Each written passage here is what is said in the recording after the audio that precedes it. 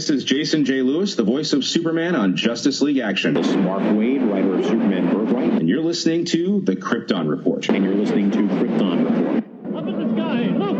It's a bird! It's a plane! It's the Krypton Report! The All Things Kryptonian podcast, including Superman and Supergirl. We discuss games, movies, cartoons, TV shows, and comics. Find us on Facebook, Instagram, YouTube, and Twitter. Welcome to the Krypton Report. We're going to be discussing Krypton, Season 2, Episode 9. And we know it's been a while. I've had some family things going on.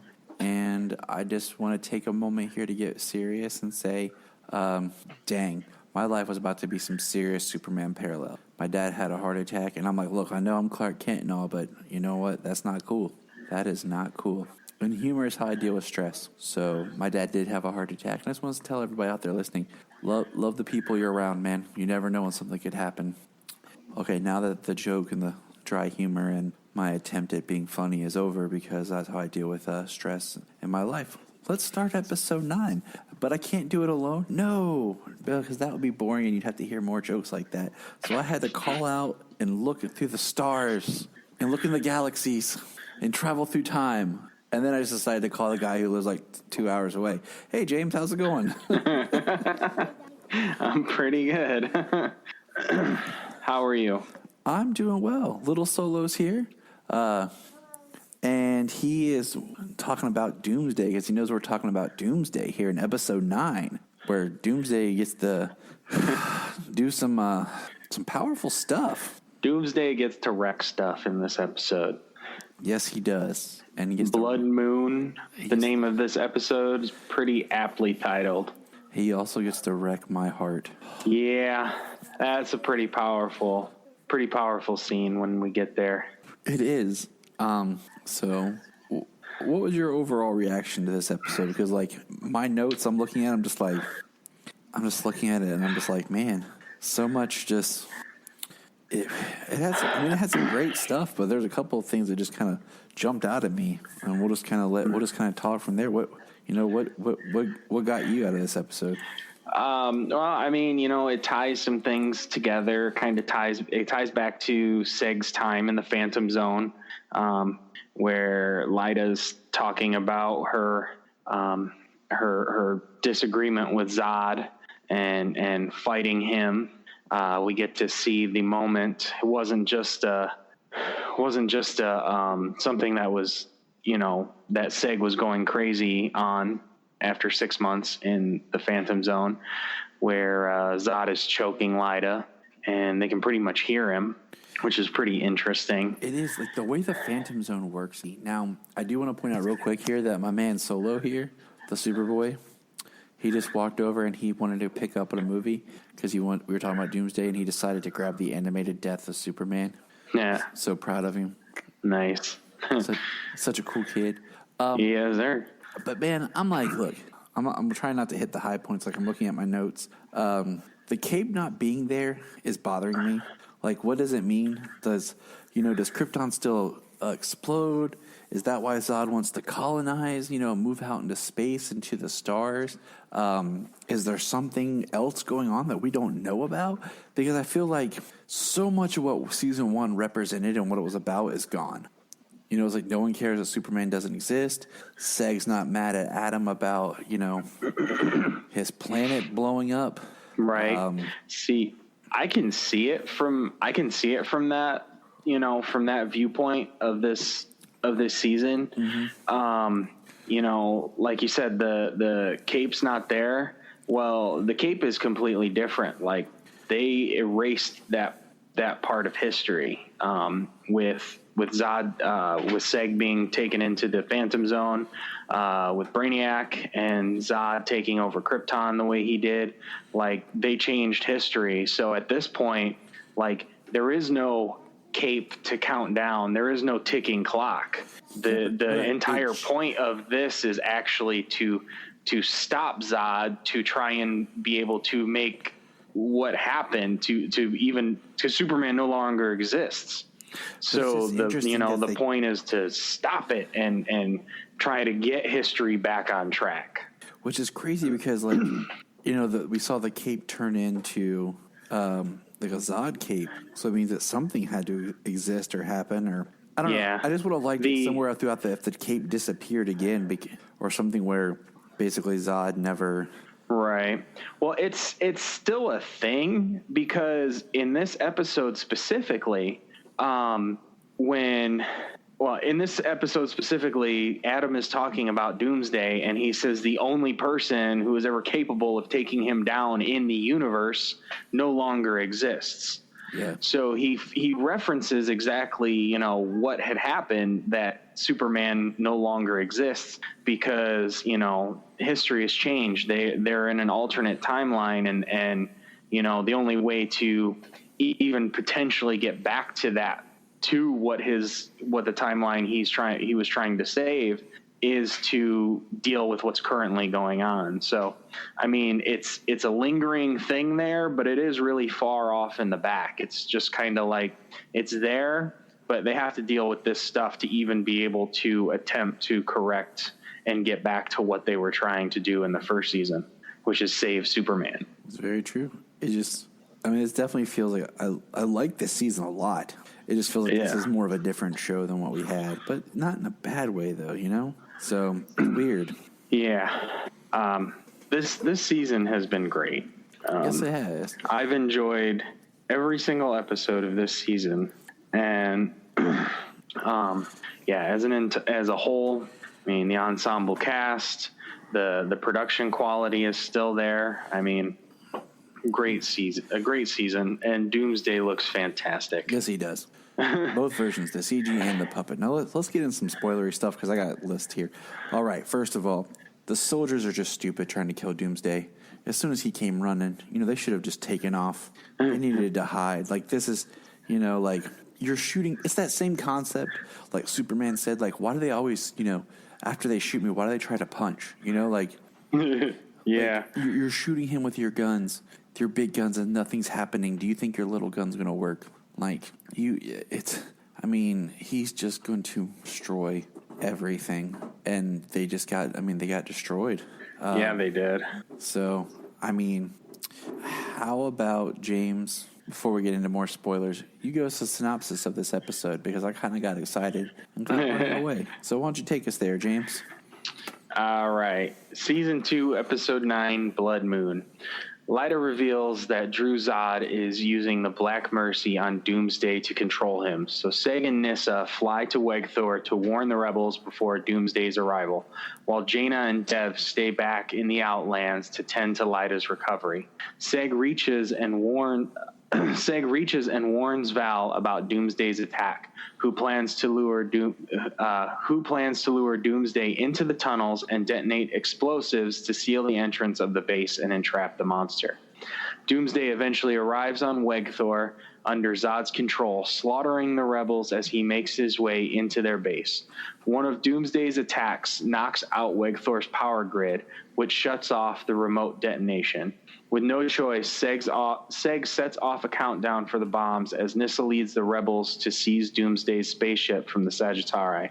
But Doomsday reaches Seg's position, causing a cave-in. As Val must free Adam, paralyzed from the debris by the cave-in, Kem carries Seg to an escape tunnel to fly out on his skimmer, and dies upon returning to detonate the bombs to entrap Doomsday as the rebels lift off the planet. Flying away, Val underestimated the range of the explosion, watching it cascading as the rebels to witness Wegthor's destruction from space. That was awesome. That was beautiful. Good job. These are getting more and more epic.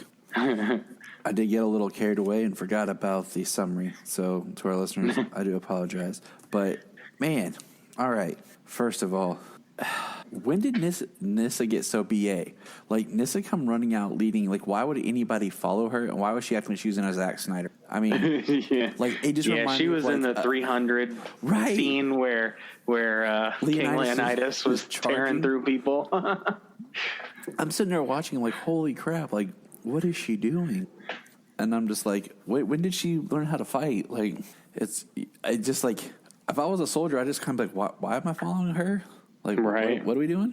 Well, at this point, after, they've seen Doomsday, like literally smash and dismember the entire force on the entire ground force, waiting for the ship. I'd follow anybody to get off of that planet, get off of that moon. We're getting out of here. You said you can take us there. All right. Yeah, I mean, it was just one of those scenes where you're just like, huh. Yeah. I mean, she's been awesome since the first season. You know, when she came in and her dad was going to try and kill her because of the voice, because the Brainiac Sentry, who was the voice of Rao, told him to, because she was part of the coup to kill him. You know, she stopped him from killing her, and her and Seg both took out a bunch of Sagittari trying to escape. So, and, you know, she talked about her training from the military person who we met earlier this season. It's true. So she stepped it up a notch, but she's always been pretty, what's the word I'm looking for? She's always been pretty self-sufficient when it came to that. You're true. I had forgotten about her military trainer that she had served with. She had slept with. Hey, that too. That too. Yeah. So, I mean, this whole episode is about Doomsday. I mean, he's charging. Freaking General Zod releases Doomsday from captivity, from being held, you know, from captivity, and he tells Doomsday to kneel, and Doomsday kneels before Zod. Zod just has a thing about, you know, like, he's always like, kneel, and you're just like, okay, I mean, I guess it's submissive. Yeah. But, so, moving on, Adam gets paralyzed. You know, at the end, when the explosion and everything goes off, like, he gets paralyzed, can't feel his legs, which really sucks, you know, for him. I felt bad for him. What do you want to say to James, buddy? Yeah? Hold on, James. Solomon wants to say something to you. Okay. All right, here you go, Solo. I think Hey, Solo. at the end, Doomsday died because he opened his mouth. Wise wisdom from the man, Solomon, the big Doomsday fan that he is. People might not know this about my child, but he loves Doomsday. But, so Doomsday, man, this got me, okay? First of all, Ken sacrifice. Yeah, that was, dude. And it was a nice scene, you know, it's all quiet, just the music playing. I mean, I say it's a nice scene. I mean it's a really well done, powerful scene. Yes. Correct. But was I not, I was like, oh man, like, you know, this is a character that actually had a great arc when you think about where he started. And, you know, the fact that when he started, he was just kind of a little street rat kind of thing with Seg. And now look at him, like, he was a soldier, he was leading, he stood up to Doomsday, and man, like, that got me. Like, and then of course Wake Thor blows up, boosh, and throws Doomsday into space, which I'm like, okay, cool, that's a way to, like, write out Doomsday, you know, like, on a moon, blows up, hurls into space, makes sense, makes his way to Earth, all that good stuff. And I'm like, okay, but then I thought of this. How does losing your moon affect the gravitational orbit of a planet? Like, could that start to cause a problem? Would a moon explosion cause a black hole? Would that affect Krypton's gravity and their structure to cause them to blow up? I'm not a physicist, so I don't know, but that can't be good to not have a moon. Yeah. Well, I don't know about, you know, the gravitational force of the moon and everything like that. I mean,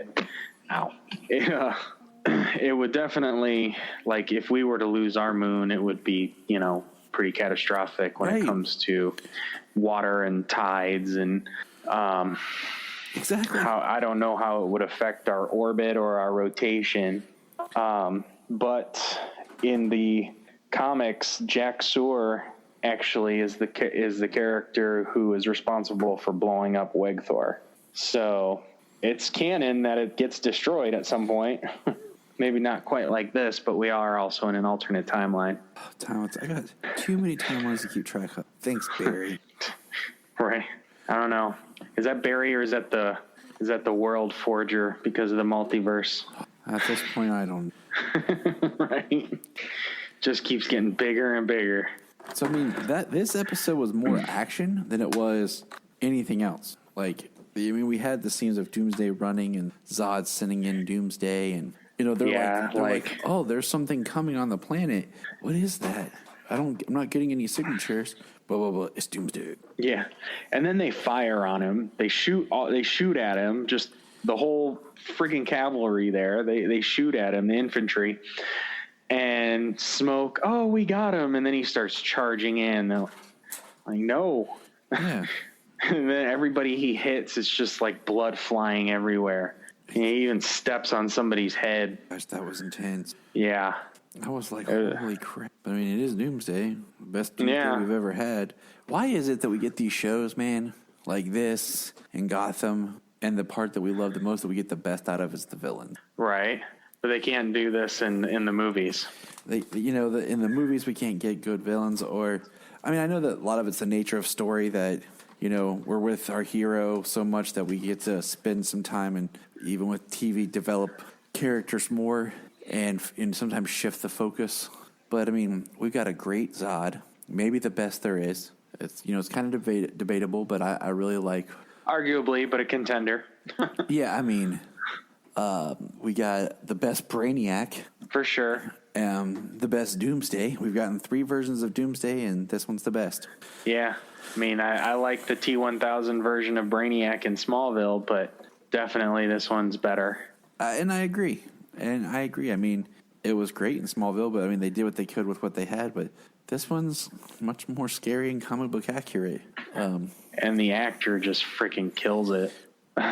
And so, is there anything else you have to say about episode 9? I feel like it was a good episode. I enjoyed it, but it was like getting us to the 10, to the finale. Yeah. It definitely forwarded the plot. It brought everybody back to. It got everybody back onto Krypton. With no moon, the rebellion, the resistance has to go back to the planet. Yeah, they have nowhere to stay. And I mean, they finally gave us the full Doomsday we were hoping for since last season, since he broke out, and we were just, we were wondering, like, why after 6 months isn't Doomsday wrecking the planet, and it's kind of like he was still a little bit on the less of a just rampaging, destructive monster because of his origin story, Yes. So, like, perhaps after the destruction of the moon and the Black Mercy and everything, like, that basically killing, I mean, the moon exploded with him inside of it. Like, so that's got to certainly cause a massive power increase to Doomsday's character, which we know is, basically immortal. Yep. You really had to beat him. Yeah. And then he still comes back. I mean, in Hunter Prey, the only way that they actually defeated Doomsday, because he comes back from everything, was sending him to the end of time, where entropy would crush him and there's nothing left. Yeah. In the words of Marty McFly, that's heavy. Right. But yeah, so, episode 9, Blood Moon. What's your rating? I mean, it's as strong as anything else we've gotten this season. I mean, it's not the best we've gotten, but with the Doomsday stuff and, I mean, pulling at your heartstrings with Kem, his story arc. I'm gonna go with a 9 on this. A 9 for episode 9. I'm gonna go with an 8.5. 9 dismembered bodies out of 10. Man, we got some serious stuff in this episode. All right, well, we're gonna take a short break, and by short break we mean some time's gonna pass, and James and I will reconcile on another day and record episode 10. We'll be back. Report. All right, that was Superboy Solomon, and James and I are back to talk about Krypton episode. Told you we'd be back. I'll be back. Krypton, episode 10. Now, it's been a while since we recorded because, 1, we've been busy, 2, life, and 3, man, we just got punched in the face with this one. This episode, like, I wish James and I could have recorded, like, the moment the episode ended, just how enthused we were about it, because we got it. They pulled a Swamp Thing on us with this. You know, like, we got this, and it was like, yeah, James, we got to record. Yeah, man, let's book it up. And then it was like 2 days after it aired, it was like, Krypton's canceled. So not only is this the season finale, it's the series finale as we know it right now. Yeah. I mean, you could hear about it from lots of different places, but so basically kind of what it sounds like is Sci-Fi is producing this show, but they don't have the distribution rights. They don't have the streaming rights. The only streaming rights they have is for the 5 current episodes they have. And when it comes to cable networks like that, they have to go off of like live viewing numbers. Doesn't matter like DVR and streaming numbers, that kind of stuff. So the live numbers were pretty low. Which is crazy in this day and age where everyone DVRs and watches and stuff. You know, we're not a live event TV society anymore. No, not with this age of streaming here. It's another thing, like, because like the streaming bubble is going to like kill itself or something, where everybody wants to stream, everybody wants to put out their own content and not have to pay the middle person, the provider of it. They want to provide it directly to you. But eventually, man, it's just going to add up and be chaos, you know, when you start sitting down. Well, I think that's where when AT&T bought Warner Brothers, they got a law created about vertical integration. So like these providers like AT&T and Comcast Spectrum. and Spectrum, like these providers are going to be buying up these content creators. So the providers own the creators. So it goes right, you know what I mean? It goes straight through. So there's still less of that middleman. The only concern I have is like with the streaming war and all of the things coming out, Apple TV, Disney Plus, there's DC Universe, HBO Max is coming, you know, then they've got all the different other add-ons, channels and stuff, Epix and CBS and NBC's coming out with their own thing. I saw something, maybe it's called Peacock or whatever. NBC's tie with Universal, so. Yeah, they're part of Comcast.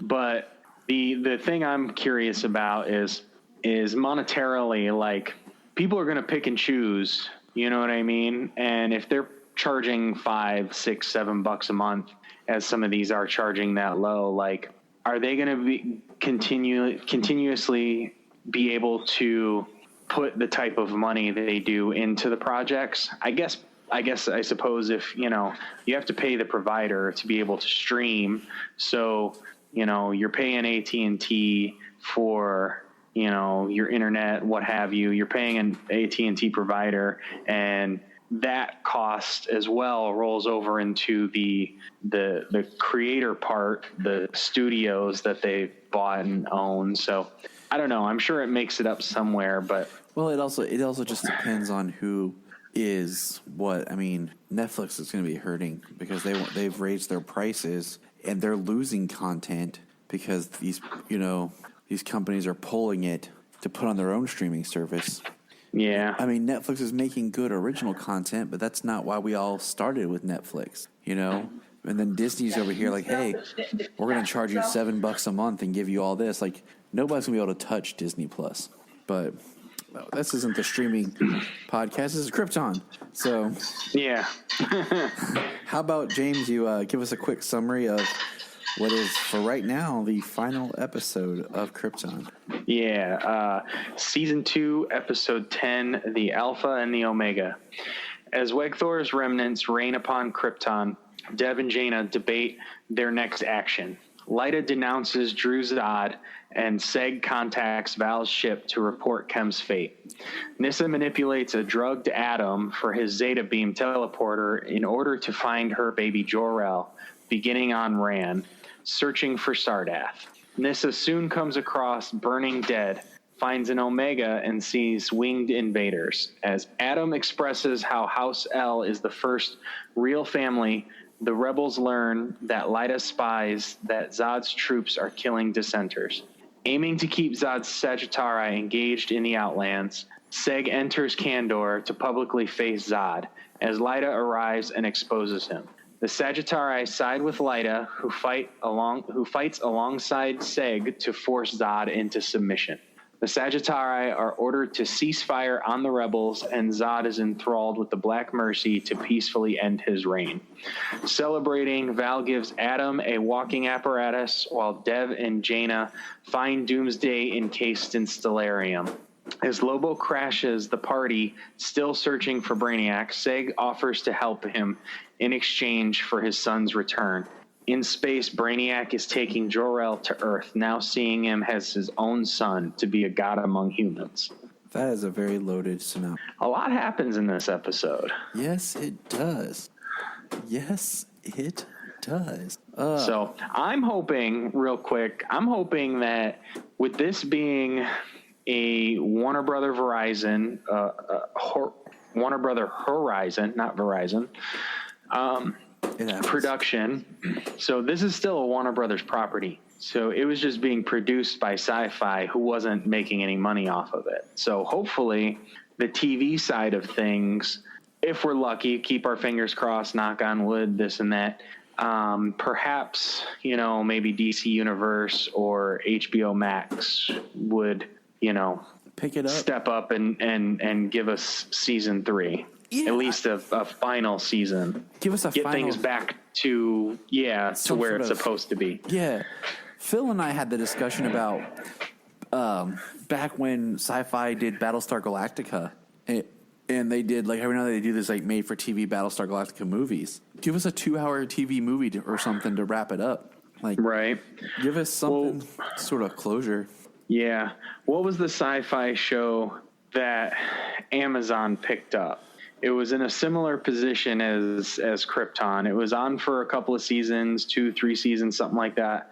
And Sci-Fi canceled it, but Amazon picked it up. Oh, wow. And I don't think it's Eureka. No, I'm drawing a blank. But yeah. It's on the tip of my tongue, but so it's possible that things like that, when they're licensed from, say, like this Warner Brother Horizon, that it's possible that it could be picked up somewhere because it's licensed from someplace else. It's not in-house produced and owned at Sci-Fi. So it's possible it could be. And this is just, this is our hope. Wishing. This is rubbing a lamp and asking a genie for a wish. Hey, we watched that the other night. So let's, first of all, the recap music in this, very Man of Steel remnant. Like, felt very Man of Steel style. Thought that was kind of cool. Yeah, I love this show, how it does. I mean, it pays homage to everything. Yes. Every form of media there is that has involved Superman and Krypton. Like, they're like, we don't judge. Yeah. It's all connected, baby. Yep. It was weird how it said, like, the episode started and it said Conquest of Earth, and it said 12 hours earlier. And I'm like, what? Wait, what? So... Yeah. I loved how they, how Zod says, make for sector 2814. Yep. Little green lantern. Mm-hmm. Because, and I forget, there was another spot. I don't know if it's this episode or if it was in another episode, and I meant to bring it up at one point. But they do say something, and perhaps it's this episode because they brought up sector 2814. But that's where Earth is. Sector 2813 is where Krypton is. And they brought that up in this show. I'm not sure if it's this episode, but I know that I heard that in this show. Yes. Yes, it is. So, why did I totally forget what I was going to say? I don't know. So we get a nice, before everything goes down, we get a nice nice wake, a nice grieving part where everybody got to talk about and honor Kem. And Val honors him as being a member of the L family. Oh my gosh, dude, it gave me chills and made me cry. Like, he said, Kim, brother of Seg, of House L. And I was like, man, like, that is, like, Val has the power to do that. And, like, that just... Yeah, he's the patriarch of the family. He's the oldest living member of the family. Right. I'm just like, wow, like, I don't know, man, it's strong stuff. Yeah, it was really good. So it was a great way to start, a great way to start the season finale. Kem had just lost his life. This is right after Val gives Zod his ultimatum that we're coming for you. Like, no more talking. He basically tells them to shut up. He says no more talking, and tells them we're coming for you. Yeah, he's like, this is it. and I mean, it's powerful. We got Kim, being declared as House L. And then this one got me. I don't know how you felt about this, but Dev kisses Jaina. Yeah, I had seen that. I was like, oh. It's like, I guess, being alone together out in the Outlands, they've kind of formed a bond. They've formed something going on here. I mean, yeah. I was like, whoa. Well, yeah, I mean, in the last episode too, he says that he tells Lyta that he hooked up with her clone. I mean, that has thinking his dream came true. Right. Like, how hard is that as, like, a person? Like, I finally got the girl. Yes. Bro. Yeah. That's her. You got her clone, bro. What? Yeah, man. Like, that you didn't really get the girl. But here's her mom. Oh, yeah. And if you're really her mom's free. Yeah. Well, I guess so. But I mean, I think that's a very interesting story. Like, there's something going on there that could be really interesting. Yeah. That could definitely be an interesting thing to explore character-wise in the next season. Oh my gosh! I mean, could you imagine? Like, oh, that's my ex-boyfriend and my mom. So, question. Yeah. Seg and Lyta, they love each other. Yeah. They know that their time together creates Drew Zod, this terrible dictator who they disown, who they beat to a pulp, and, enslave into the Black Mercy because of how dangerous and horrible he is. Do you think that would be like, well, like, dang, like we can't pursue this because of that? I would say yes. But we have talked so much about just how does, the whole children thing. Like, once again, Phil and I got in this discussion because I was like, if the machine, creates you, James. Yes. Technically, if you're made, it's like the original ingredients that made you are there. You're made. Technically, your information is on file with the system. So could Lyta, in theory, walk up to the machine, put in her name, inject her blood, then pick that she wants Seg's genetic information because it's already in the system? And we know, Seg put his information when him and Nyssa went up there for Corvex / Jor-El. It's like, But that machine was also blown up at the end of season 1. Right, that one was. But I'm just saying, like, it's never explained fully. It couldn't be the only one on the planet. There are multiple cities, multiple city-states. Now, I had this thought, like, just being the creative mind that I am. What would have been neat is if they would have talked about the war and everything that when Doomsday was created, is if there was, like, a huge planetary, like, disease that, like, wipes out, like, say that there was 5 million people total on Krypton, okay? Or 10 million, whatever number. And this disease, this plague, ravaged the world and only left maybe 3 major cities.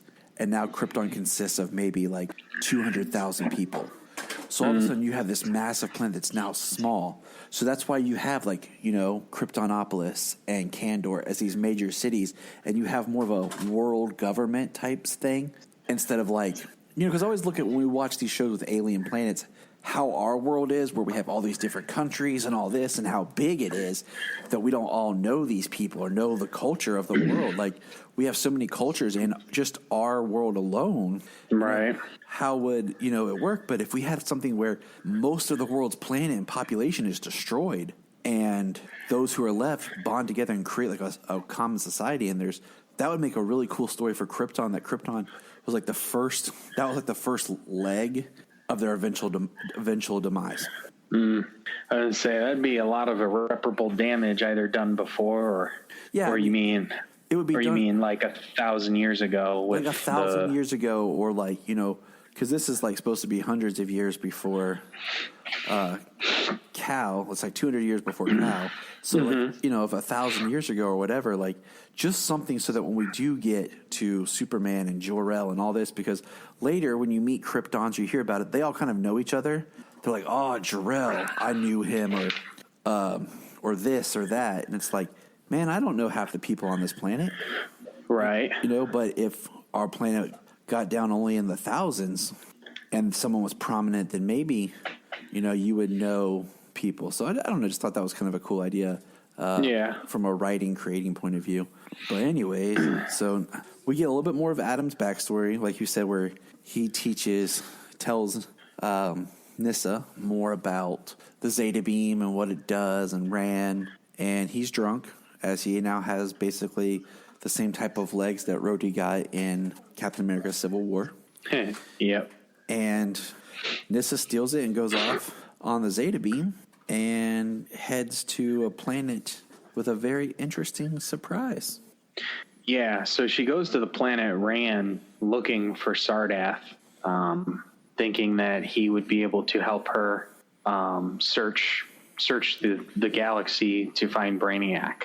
So, she gets there and she finds some burnt up bodies, some people dying, and then she finds an Omega symbol. Dun, dun, dun. Now, before you go too far, I had found out that the showrunner, Cameron Welsh, that Omega symbol is not Darkseid. Okay. That Omega symbol is for the Omega Men, which Omega Men number 3 was the first appearance of Lobo.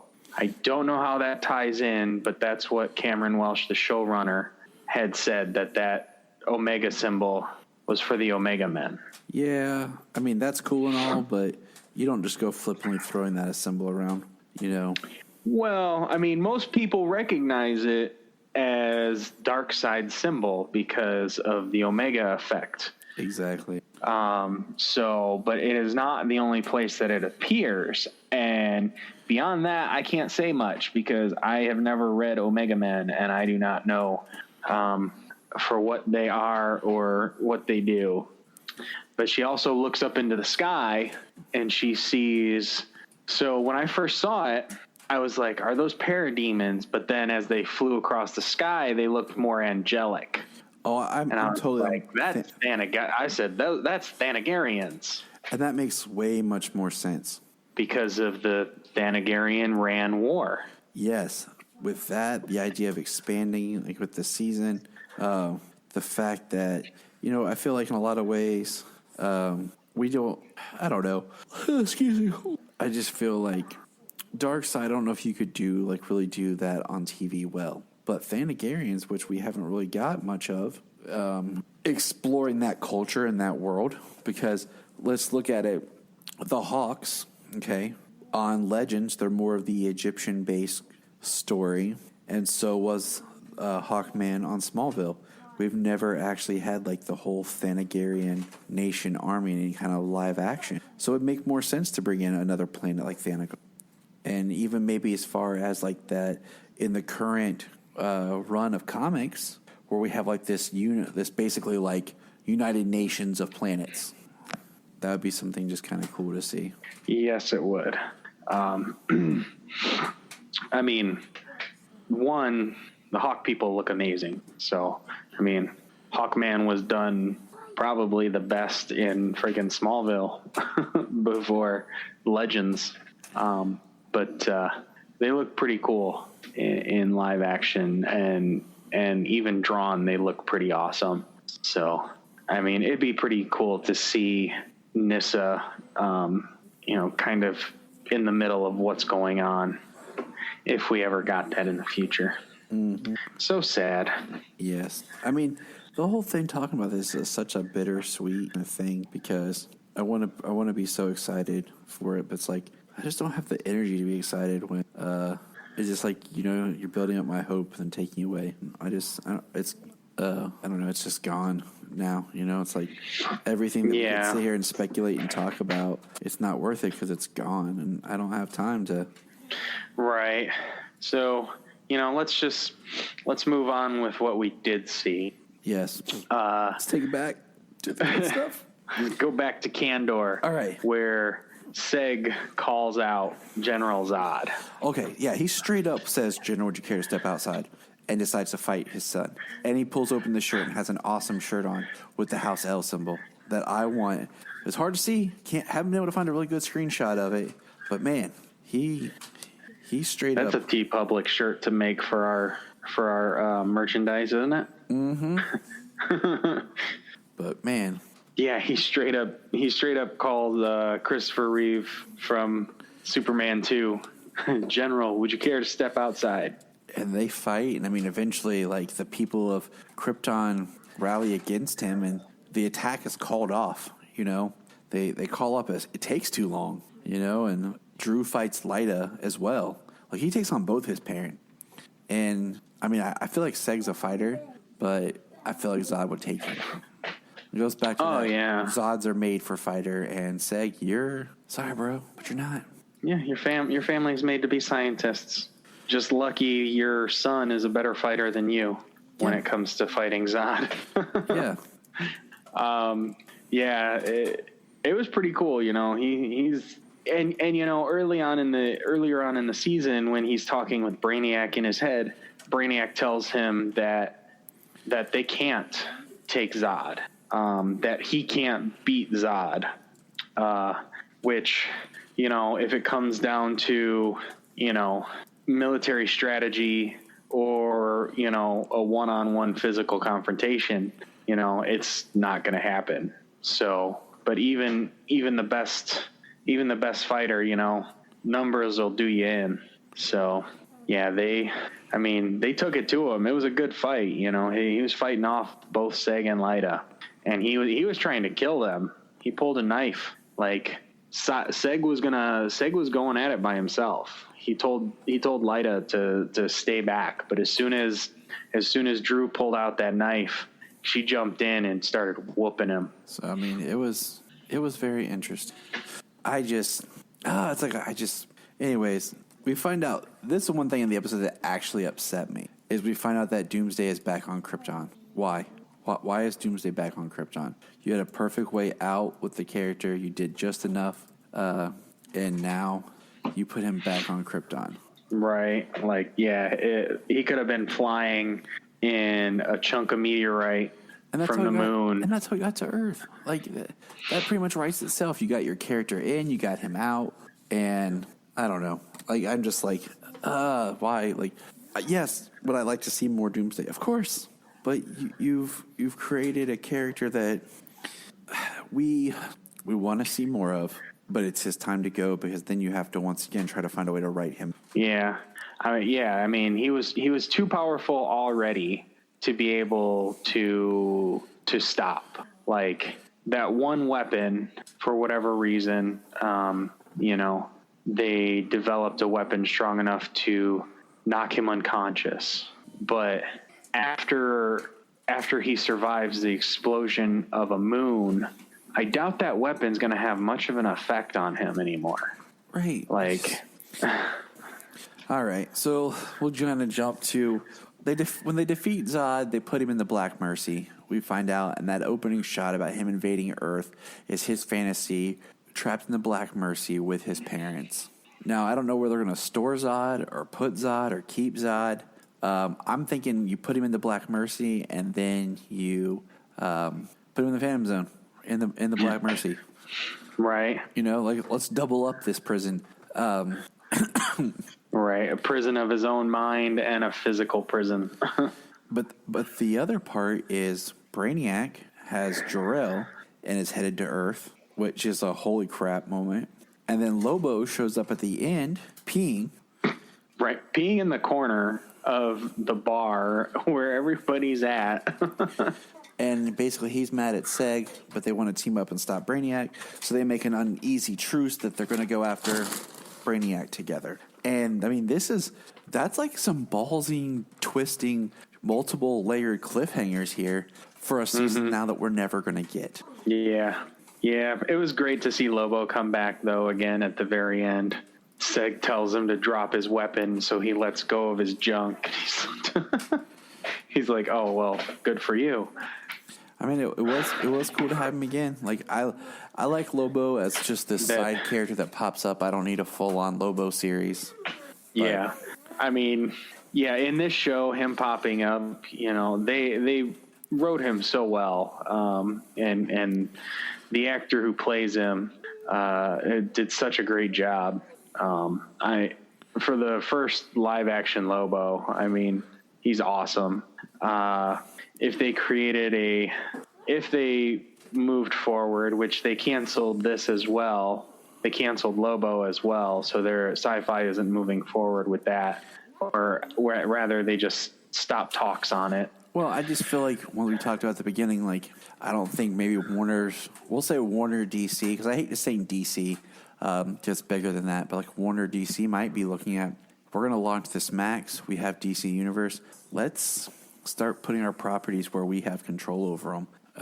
I just feel like that's in there somewhere. Yeah, I mean, they have DC Universe, they have HBO Max. If they are going to, say run congruently and put the original content, we know they're doing it with Doom Patrol, but if they're going to run congruently and put original content from both, from DC Universe's original shows, and they drop them both on HBO Max and DC Universe, I mean, they're basically going to kind of get, in my opinion, they're going to get double the income, because there's going to be people who are going to be getting HBO Max to watch the Warner Brothers stuff. Mm-hmm. And then that's going to lead them to some of the DC original stuff. And then there's going to be the people like us who are probably going to continue paying for DC Universe as long as it's available, because we're going to read the comics. We're going to watch all of the original stuff. We're going to watch all the cartoons, all too. The old stuff that's on there too, all the way back. I mean, Super Friends, the Fleischer cartoons. Dude, I love the Fleischer cartoons. They're so beautiful to watch. They are. So, I mean, running congruently, I mean, that's DC, which is a Warner Brothers property. People are paying for DC Universe.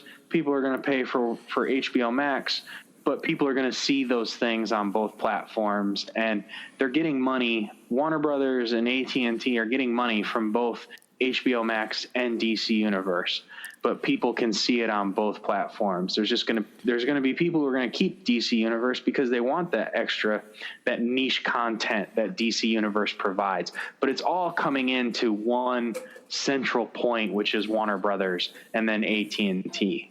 You know what I mean? Mm-hmm. So it's kind of like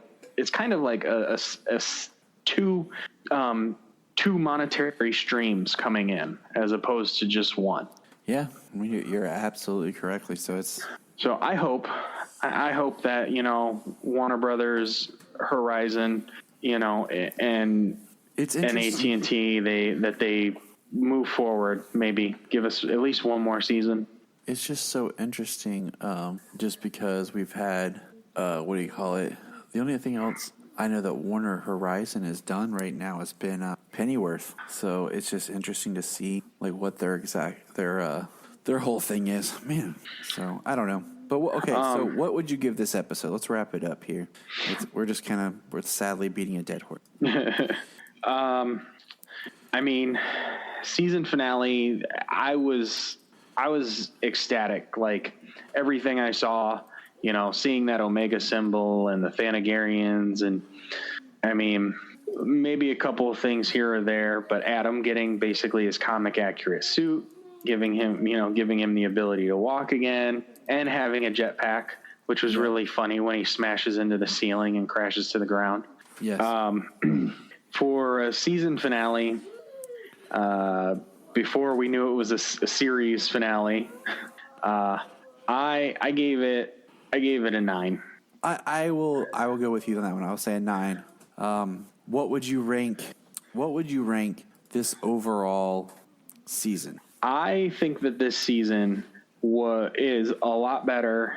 I thought it was a lot better than last season. It picked up and it hit the ground running. I mean, as a whole, I think season 2 was better than season 1. Just because we got more mythos, a lot more Easter eggs, at least noticeable Easter eggs. Mm-hmm. I still enjoy season 1, and I'm actually looking forward to rewatching season 1. I'm hoping that when this drops on DC Universe, they have season 1 on there. I can't imagine they wouldn't put season 2 on there at some point. Yeah. That when it comes on DC Universe, that I'm going to watch both seasons back to back. Kind of watch the whole thing. That would be fun to do. Get like a not a retrospective as much as just a different perspective of watching. Because it was so weird about just how long we went without anything, So yeah, well, we got the first season. We got the first season last year. And then it was a little over. We got it in spring. We got it in April, because it was shortly when I moved in here, late March, early April, because that's when I moved in. And then we got it in July. Yep. And then, so it was over a year. So we got season 1 after 4 years, and then 5 years. And then we had to wait a year for season 2. And then it ends really well. Great season. Ends really well with some good cliffhangers. And then 2 days later, it's canceled. Yeah. And we're sad. I mean, let's see. Let's just look at the fact that Gotham and Krypton were announced the same year. Gotham went into production, did 5 years, then was canceled. Then ended this year. Krypton got its second season this year. It was canceled this year. So yeah, but that's gonna wrap it up for Krypton. I mean, we named the show Krypton Report after, when we started the show, we had the perspective of Krypton coming for a long time. One of the jokes was there was no news or anything about Krypton. We had, Supergirl coming, and here we are now. We're at the end of it. So Krypton will... Yeah, sadly, the name of the show, the name of the podcast for a show that we only got 20 episodes of. Well, Krypton's still a planet that ties to everything, so... Oh yeah, we're still good. We're still good. Oh yeah, we're everything Kryptonian. So, anything and everything Kryptonian. That's for sure. That's our motto. Yeah. But just remember, good and faithful listeners, Look up in the sky.